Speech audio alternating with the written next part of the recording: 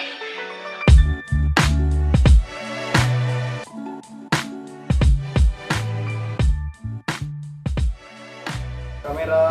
roll, action.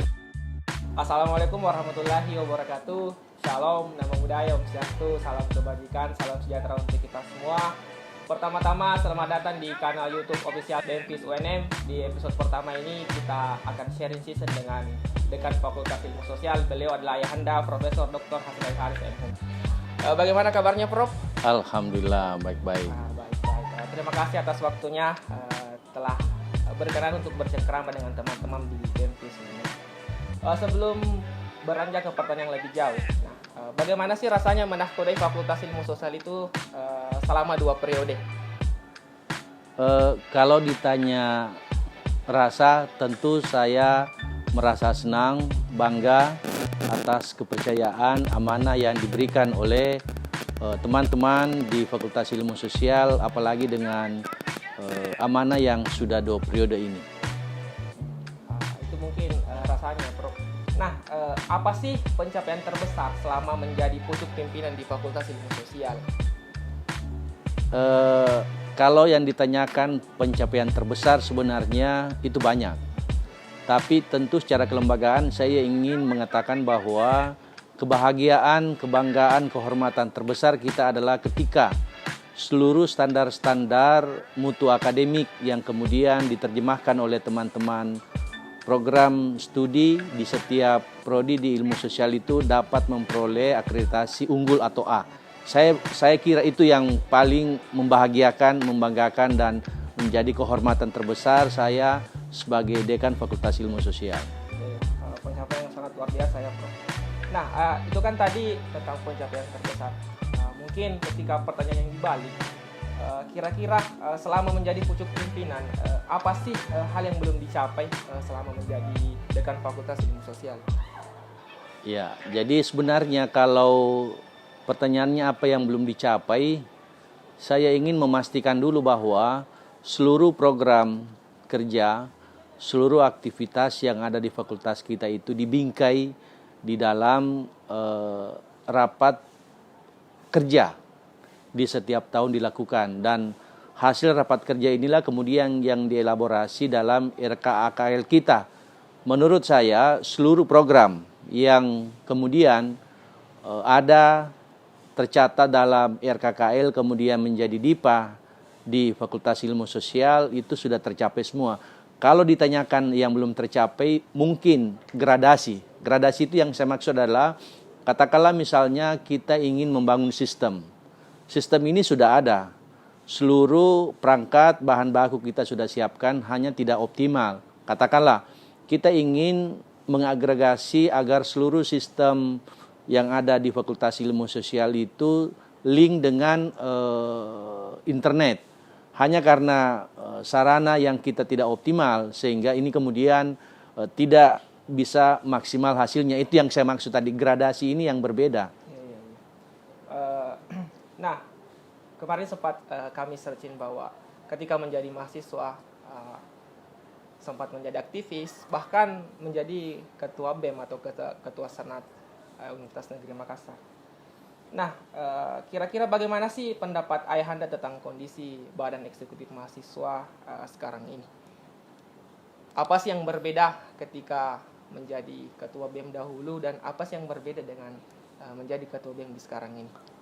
Ya, yang pertama tentu saya ingin mengatakan bahwa di setiap pergerakan mahasiswa itu beda waktu, beda zaman, beda tantangan. Oleh karena itu, tentu saja di setiap zaman inilah kemudian kita berbeda-beda.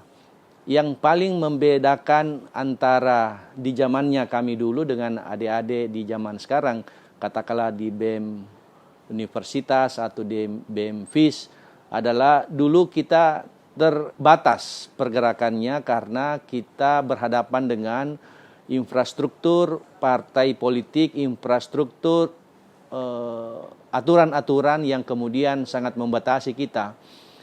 Dulu belum ada undang-undang nomor 8 tahun 1989 tentang kemerdekaan menyatakan pendapat di muka umum. Sekarang itu ada. Nah, karena itu ada, tentu saja tantangannya berbeda. Yang saya ingin pastikan adalah tantangan itu adalah tantangan peradaban. Apa yang kami alami dulu tentu berbeda dengan tantangan yang dihadapi oleh anak-anak kita sekarang. Kalau demikian berarti bahwa target strategi pendekatan tentu berbeda. Saya ingin memastikan bahwa salah satu tantangan terbesar di era saat ini adalah ketika kita akan berhadapan dengan satu kenyataan 100 tahun kemerdekaan kita tahun 2045. Bonus demografi ini akan menjadi sia-sia kalau kemudian para aktivis mahasiswa, para mahasiswa kita tidak merespon dan tidak adaptif terhadap perubahan-perubahan itu. Nah, itu kan kemudian yang berbeda. Nah, ketika waktu menjadi ketua senat, ada tidak pengalaman yang sampai sekarang itu tidak bisa dilupakan ketika menjadi seorang aktivis? Mungkin pernah dibawa ke polsek atau mungkin pernah masuk penjara kah? Atau mungkin ada pengalaman yang sampai sekarang ini tidak bisa dilupakan ketika menjadi seorang aktivis? Iya, saya mau membagi dua.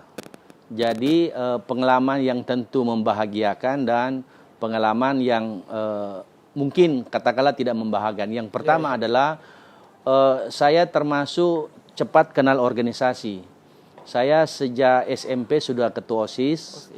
Kemudian di SMA saya wakil ketua MPK, kemudian aktif di Pramuka, lalu kemudian masuk di perguruan tinggi. Saya kemudian menjadi ketua himpunan HMJ, kemudian menjadi ketua senat fakultas, lalu kemudian menjadi ketua senat mahasiswa universitas. Di ekstra saya aktif di HMI.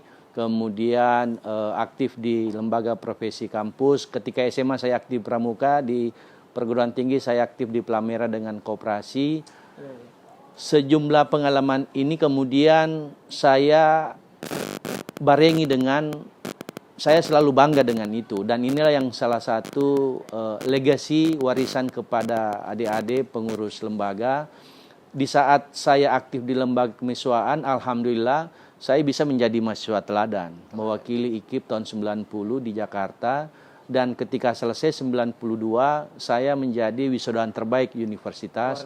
Nah, inilah yang selalu saya wariskan kepada adik-adik, bahwa menjadi pengurus LK itu harus menjadi pintu untuk menjadi sukses, karena waktu kita di perguruan tinggi kan terbatas. Katakanlah 4, 5, 6 tahun, maksimal 7 tahun, dan kalau kita tidak siap dari awal, maka tentu kita akan menjadi katakanlah mohon maaf tidak bermanfaat optimal di masyarakat. Nah, pengalaman yang saya rasakan sebagai mahasiswa tentu yang membahagiakan itu salah satu, sehingga ketika saya mau menjadi dosen, sekalipun saya ditolak karena sering demo ketika itu, ditolak oleh jurusan, tapi karena prestasi saya sebagai wisudawan terbaik, kemudian mahasiswa teladan atau mahasiswa berprestasi, kemudian penerima beasiswa TID, tunjangan ikatan dinas, itulah yang memaksa jurusan menerima saya.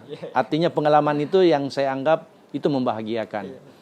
Yang tidak membahagiakan adalah pengalaman sebagai aktivis, ya tentu saja di zaman saya sangat kental dengan aturan-aturan, dan sama sekali kita tidak boleh turun di jalan, apalagi waktu itu di mana rezim Orde Baru sangat kuat. Ya, pengalaman yang tidak membahagiakan itu pernah digondol, pernah dicukur, dibotaki, tidak sampai di pengadilan, tapi ditangkap sampai di kantor polisi, bahkan di Kodim. Nah, tapi menurut saya inilah yang membuat kita bisa semakin matang. Pengalaman-pengalaman yang seperti ini membuat kita bisa survive, sehingga tantangan apapun yang kita hadapi, apalagi dalam kondisi sekarang, tentu kita sudah harus siap dengan kondisi itu.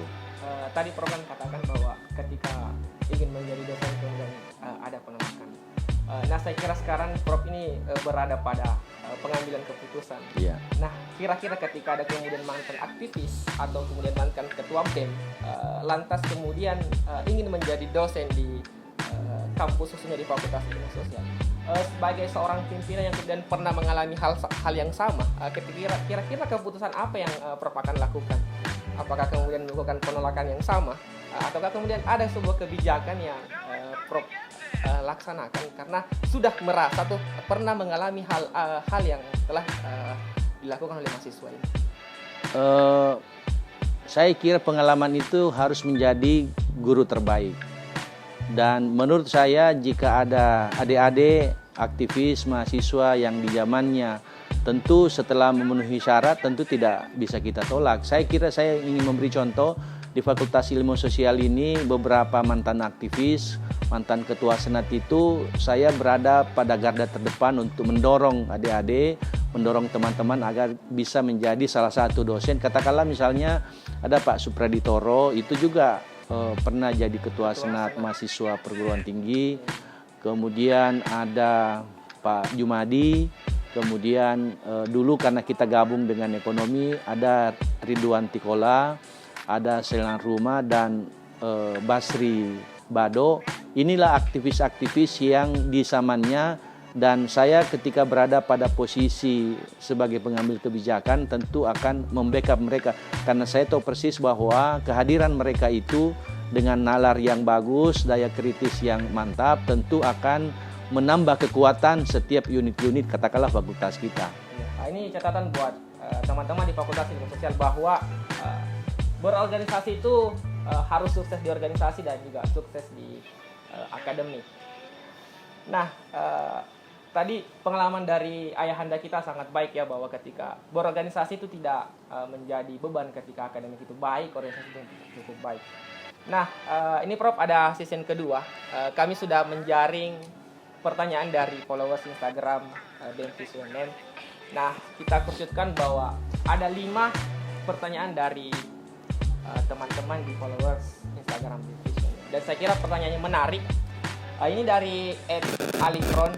Ini mungkin pertanyaan paling ditunggu-tunggu oleh Sivitas Akademika Universitas Negeri Makassar. Saya rasa bukan cuma mahasiswa di Fakultas Ilmu Sosial ya Prof. Mungkin seluruh mahasiswa bahkan dosen yang ada di Universitas Negeri Makassar itu kemudian bertanya-tanya. Pertanyaannya begini Prof. Kenapa sih Pak D tidak mau maju di bursa pencalonan rektor? Ini mungkin yang menarik ya Prof. Soalnya banyak yang bertanya-tanya begitu. Kenapa kemudian seorang Prof. Hasnari Harsi yang punya kapabilitas yang tidak diragukan kemudian enggan untuk masuk dalam bursa pencalonan rektor? Mungkin yang ditanyakan oleh mahasiswa ya Prof. Mungkin bisa dijawab ya. Ya ini betul Dinda Enal, ini pertanyaan yang banyak ditanyakan kepada saya. Prof, kenapa tidak maju? Saya jawab kepada mereka bahwa saya ini dibesarkan dalam lingkungan adat kebugisan yang kental. Saya memahami satu filosofi orang Bugis yang sekarang ini kita bisa maknai dalam konteks isal, sengalemu, memahami diri. Saya posisi itulah kemudian yang membuat saya harus memotret rektor kita sekarang ini, Profesor Dr. Haji Hussein Sam NTP.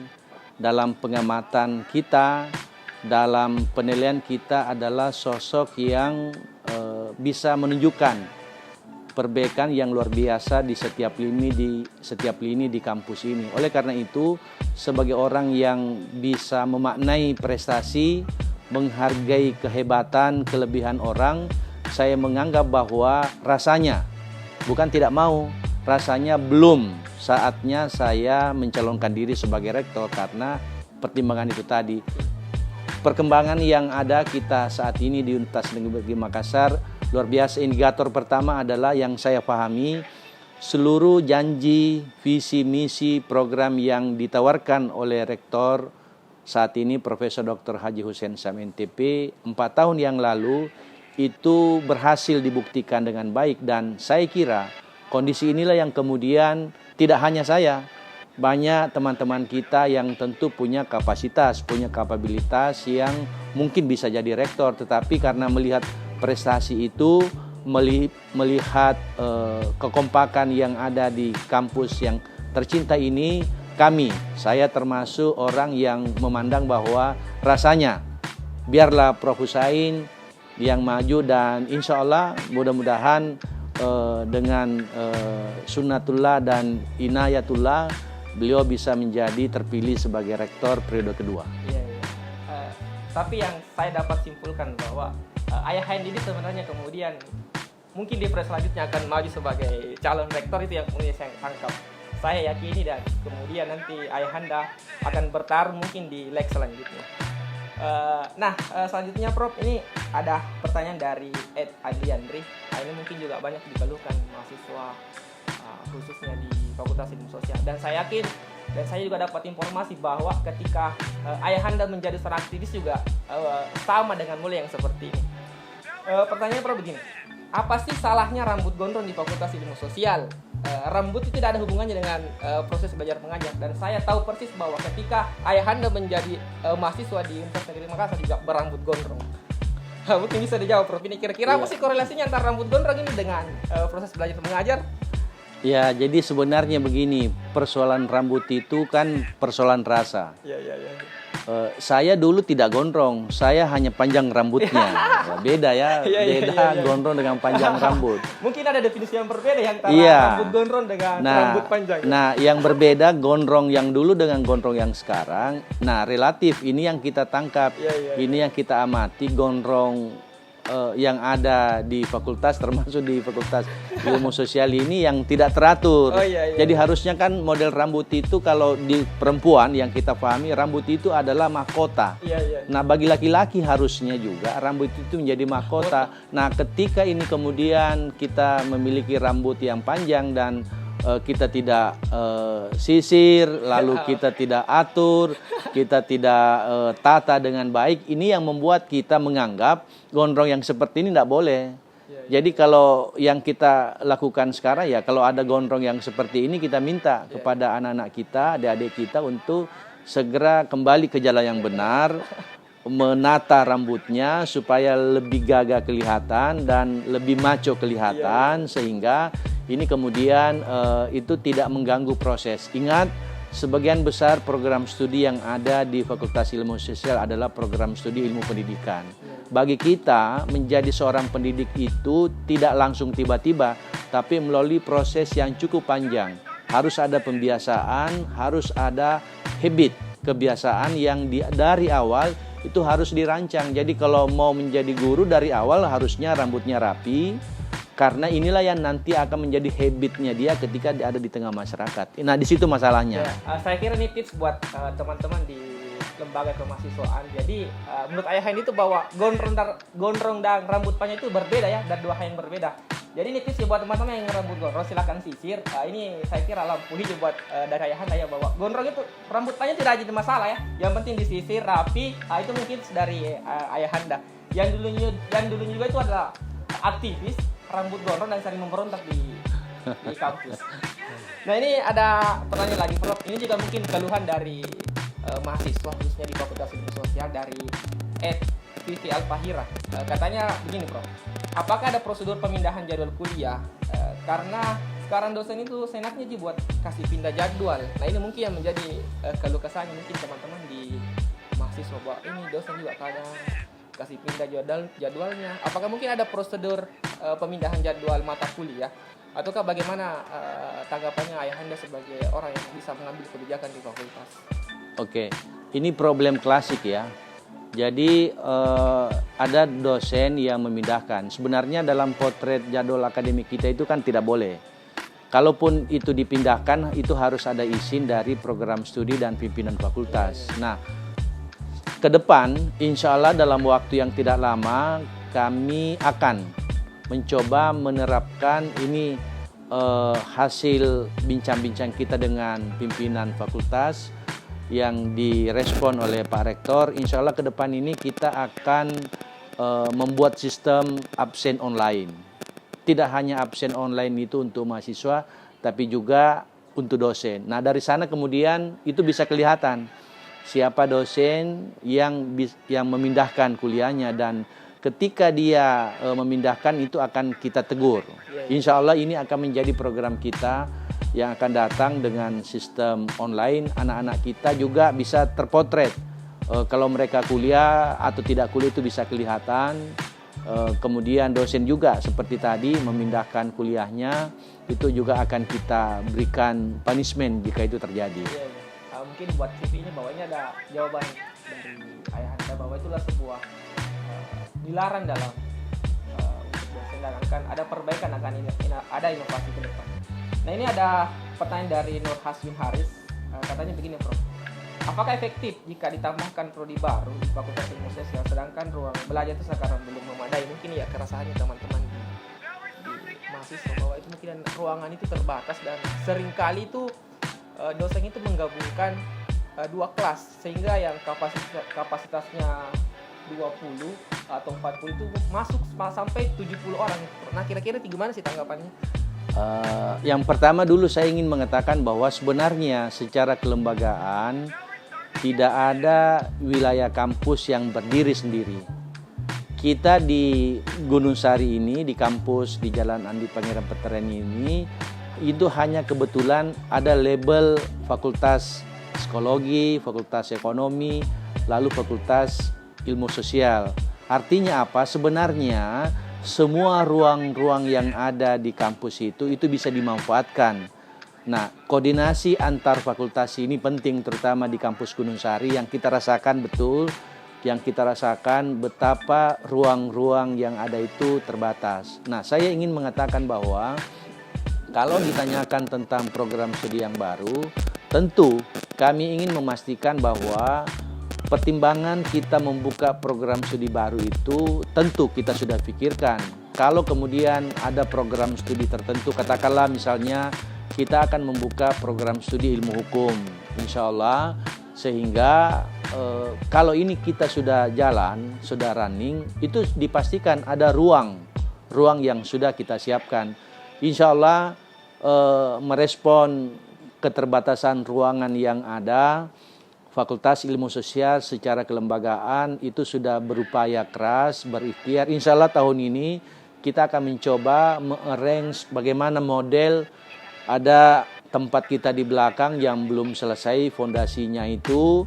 Kita targetnya dengan swadaya dari masyarakat, terutama alumni dari Fakultas Ilmu Sosial dari tempo dulu sampai saat ini kita akan bangun. Insya Allah tahun ini kita akan bangun satu lantai, timnya sudah ada, proposal, desain, bahkan animasi gedung itu sudah kita siapkan. Ini sudah running, berjalan teman-teman, sehingga problem keterbatasan ruang yang ada itu bisa kita selesaikan. Kalau misalnya alasannya karena kita membuka program studi baru. Ya mudah-mudahan itu cepat terselesaikan. Insya Allah.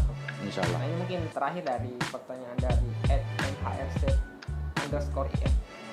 Pertanyaan gini Prof.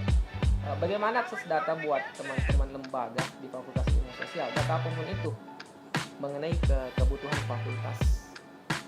Nah, kira-kira, apakah ini jalannya pangkalan data ini kira-kira efektif tidak buat teman-teman di lembaga mahasiswa untuk mengakses data di fakultas? Ya, jadi sebenarnya by system kita sudah mencoba. Di tingkat fakultas kita akan sinkronkan data-data yang memang bisa terlink secara fakultas. Meskipun dengan kondisi atau menu yang terbatas, tapi kami ingin pastikan bahwa kondisi kita di fakultas nanti ini akan bersinergi dengan pimpinan universitas, karena selama ini memang sistem yang kita bangun, katakanlah di sistem akademik misalnya, sistem informasi akademik ini atau SIA ini masih kita dipayungi oleh universitas. Insya Allah dengan kondisi yang ada, akses data yang ada di fakultas kita, ada pangkalan data, silakan itu bisa dicari meskipun itu tidak maksimal karena memang keterbatasan yang memang kita miliki. Terima kasih Prof. Nah, ini saya ingin bertanya, hal apa sih yang jarang orang ketahui tentang Profesor Dr. Hasnal Haris? Kira-kira ada sih hal yang unik atau hal yang berbeda yang orang jarang ketahui tentang sosok ayahanda ini? Mungkin anaknya juga tidak tahu, mungkin istrinya juga tidak tahu. Kira-kira apa sih hal yang unik yang jarang orang ketahui tentang ayahanda? Mungkin waktu jadi mahasiswa dulu mungkin karena ketua senat, mungkin banyak perempuan-perempuan yang kemudian dekat dengan ayahanda kah? Ataukah mungkin apa sih hal yang berbeda yang orang jarang ketahui tentang ayahanda? Kalau yang unik itu banyak, tapi yang saya rasakan ini saya tipe cowok yang suka masak. Iya. Ini mungkin buat teman-teman ini ya, bahwa ayahanda sebagai seorang dekan juga orang suka memasak ya? Suka masak dan kalau misalnya mie goreng, apalagi mie yang rasa kaldu yang sudah ada kemasannya itu saya terampil sekali. Ya, dan kadang di rumah anak-anak saya kalau lagi rindu kita mau makan mie itu saya yang bikinkan. Ini hal unik ya. Orang jarang ketahui bahwa seorang ayahanda Profesor Dr. Hasna Yoharis ini bahwa pintar untuk memasak ya. Kira-kira Prof, masakan yang paling disukai kira-kira apakah masakan Bugis kah, nasu bale atau kira-kira apa sih Prof? Jangan-jangan saya juga mencurigai bahwa cuma bisa masak Indomie doang ini Prof? Tidak, saya karena saya besar di lingkungan Bugis Makassar. Kalau di kampung saya di Sopeng itu kan banyak telur bebek, telur itik. Saya ini penggemar berat bolosok telok. Jadi ada ini ada makanan telur bebek yang dimasak dengan santan. Itu salah satu makanan favorit saya. Ini buat teman-teman ketika ini saya bukan menggurui ya. Ini teknik lobby untuk lobby padakan ini saya bawakan ini bolosok telur. Saya kira ini sebuah hal yang baru yang bisa teman-teman lakukan. Saya kira ada hal yang lagi Prof yang kira-kira jarang ketahui tentang ayahanda ini. Karena saya pun secara pribadi tidak pernah melihat ayahanda ini memasak ya. Mungkin menikmati hidangan. Atau ada hal yang unik begitu tentang Prof. Yang orang jarang ketahui tentang ayahanda. Ya relatif sih kalau ya itu tadi. Kalau yang lain itu relatif teman-teman. Saya ini kan besar aktif di berbagai organisasi. Jadi hampir seluruh aktivitas saya itu teman-teman sudah tahu. Ya, jadi kalau yang tadi itu terutama itu yang menurut saya unik. Kalau yang lain biasa-biasa saja. Oke Prof, ini di season ketiga ada pertanyaan cepat. Iya. Jadi ada pertanyaan, ada 2 pilihan dan Prof itu harus jawab dengan cepat. Iya. Jadi ada 2 pilihan dan Prof harus jawab dengan cepat. Oke, kita mulai Prof. Yang pertama itu Sopeng atau Makassar? Sopeng. Sopeng ya. Teman-teman Sopeng, berarti akan kembali nih ke Sopeng. IPK atau soft skill? Soft skill. Soft skill. Jadi teman-teman itu IPK tidak, menurut ayah ini IPK itu tidak terlalu baik, tapi bukan tidak bagus ya, tapi ayah itu memilih soft skill. Nah ini Prof yang ketiga ini. Wisuda tepat waktu atau wisuda di waktu yang tepat? Wisuda di waktu yang tepat. Ya, ini wisuda waktu yang tepat. Jadi teman-teman yang mau wisuda sampai di tahun tidak ada jadi masalah ya. Ayahanda dulu waktu jadi mahasiswa satu selesai tahun berapa ya Prof? Berapa tahun begitu? Saya 4 tahun. 4 tahun, 12 bulan atau berapa Prof? 4 tahun 32 bulan? 3 bulan. 3 bulan. Saya punya pengalaman itu memang seperti yang lain. Saya sudah bebas kuliah di semester 7, hampir semester 8 dan 1 tahun lebih itu saya gunakan untuk menjadi aktivis mahasiswa, benar-benar mewakafkan waktu untuk menjadi aktivis dan setelah itu baru kemudian di saat selesai baru saya selesaikan juga seluruh amanah dari teman-teman. Tapi lebih baik wisuda di waktu yang tepat ya Prof? Iya, kalau tidak bisa tepat waktu ya wisuda di waktu yang tepat. Menarik, ini terakhir Prof. Iya. Pertanyaan dan harus jawab dengan cepat. Rektor atau bupati? Rektor. Rektor ya, tepuk tangan ya. Bahwa ayahan itu lebih memilih rektor untuk menjadi daripada bupati. Saya rasa bahwa ke depan saya yakin mungkin di leg selanjutnya ayahanda akan bertarung di Pilpres. Terima kasih Prof atas waktunya. Mudah-mudahan kasih banyak. Ke depan kita bisa kembali bertemu mungkin di ruang yang sama, ataukah mungkin kita akan ketemu di depan Fakultas Ilmu Sosial, ataukah mungkin akan kita ketemu di depan Menara Pinisi Prof. Mungkin dengan forum yang berbeda. Terima kasih atas waktunya. Sebelum berakhir saya ingin tentu secara pribadi dan secara kelembagaan ingin mengucapkan terima kasih kepada adik-adik pengurus Badan Eksekutif Mahasiswa Fakultas Ilmu Sosial periode 2019-2020 ini atas terobosan, atas program yang menurut saya membuat channel YouTube yang bisa kemudian mengasah keterampilan, kemudian menghimpun potensi-potensi yang memang bisa kita manfaatkan untuk kepentingan-kepentingan yang lebih baik di masa-masa yang akan datang. Sukses selalu adik-adik BEMFIS UNM. Aspirasi buat teman-teman bahwa berinovasi itu adalah hal yang baik. Itu perbincangan kita dengan Ayahanda Dekan Fakultas Ilmu Sosial. Terima kasih atas waktunya. Sampai jumpa di episode selanjutnya. Dadah.